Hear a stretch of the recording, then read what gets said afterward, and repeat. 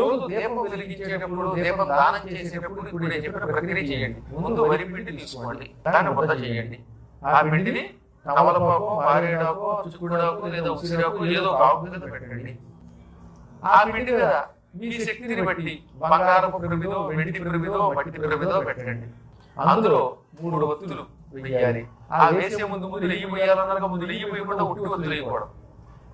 దీపారాధనకు ఒక కఠోర నియమం ఉంది.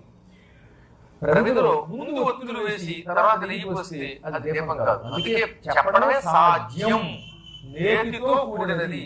ఆవు నెయ్యి కొంచెం నువ్వుల నూనెలో కానీ అవిసె నూనెలో కానీ కలిపితే అది కూడా పూర్తిగా ఆవు నేతితో సమానం అవుతుంది. ఆవు నేతికి అంత శక్తి ఉంది. ముందు నెయ్యి పోసాకే అప్పుడు అందులో 3 ఒత్తులు వేయాలి.